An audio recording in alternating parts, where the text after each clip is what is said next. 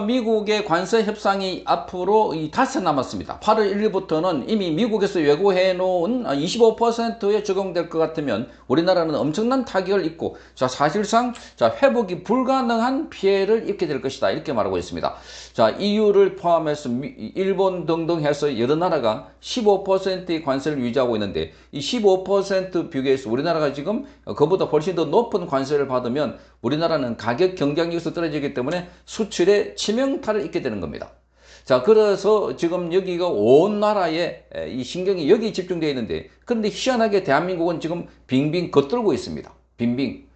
미국의 이 한미의원연맹, 한미의원우호단이 미국에 찾아가서 엉뚱하게도 종전선언, 더불어민주당 의원들은 종전선언 행사에 참가하는가 하면, 우리나라의 장관 또는 중요한 고위급 인사들이 미국에 건너가서는 미국의 핵심 인사를 만나지 못하거나, 또는 비행기를 타기 위해서 인천국제공항에 갔다가 1시간 전에 갑자기 미국 인사가 갑자기 바쁜 일이 생겼다, 이렇게 통보를 받고 있습니다. 이건 누가 보더라도 의도적으로 미국이 한국을 배제하고 있거나 한국의 이번 협상에서 치명타를 주려고 한 것 아닐까. 그래서 일각에서는 미국이 의도적으로 이재명 정부를 흔들기 위해서, 그래서 한국의 고율 관세를 매길 것이다. 그러면 이재명이 견디지 못할 것이다. 그래서 한국 국민들이 들고 일어날 것이다. 이런 이야기까지 나오고 있는 상황입니다.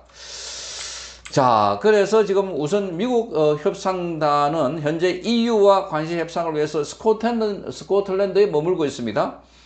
이 고위 실무지 간 치열한 논의가 진행됐고, 잠시 후엔 미국 트럼프 대통령이 EU의 폰데허 라이엔 집행위원장과 만나서 관세 협상 최종談判에 나선다고 합니다.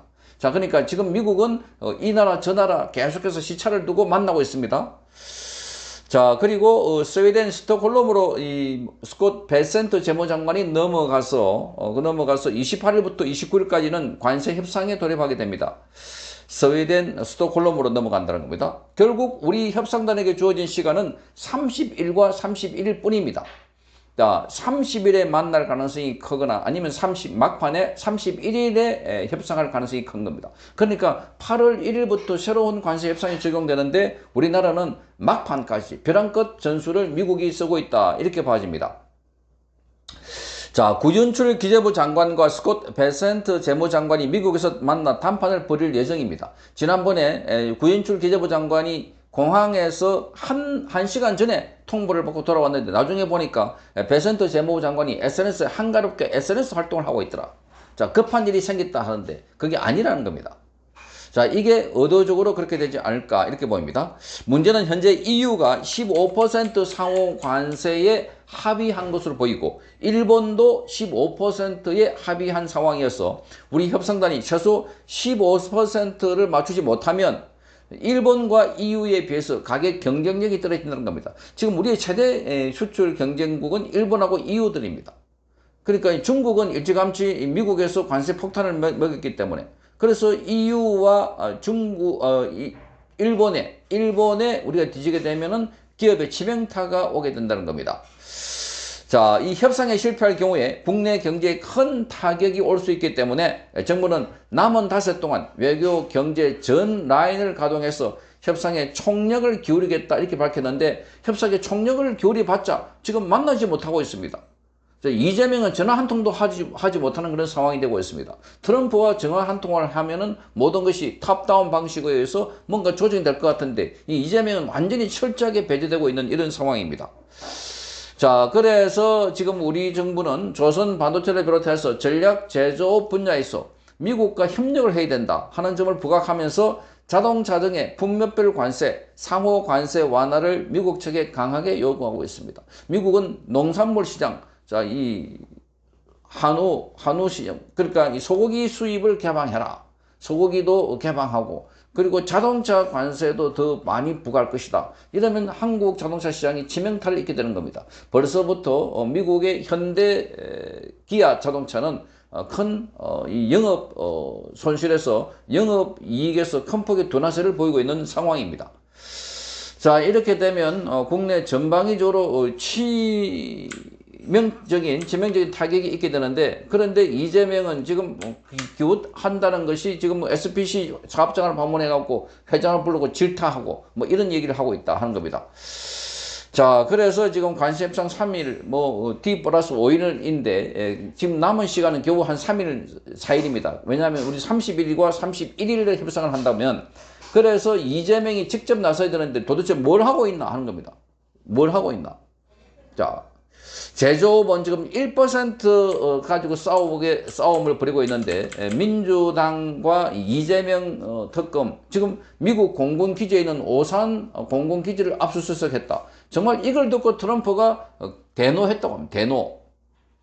자, 그래서 지금 우리 쪽에 있는 의원들이 미국을 방문해 가지고서는 종전 협상을 하라, 종전 선언을 하라, 그런 이 좌파 단체들의 세미나 하는데 거기 들어가서 거기서 연설도 하고 했다고 하니까, 자, 미국으로 볼 때는 정말 한심한 나라다 이런 생각을 할 수밖에 없습니다.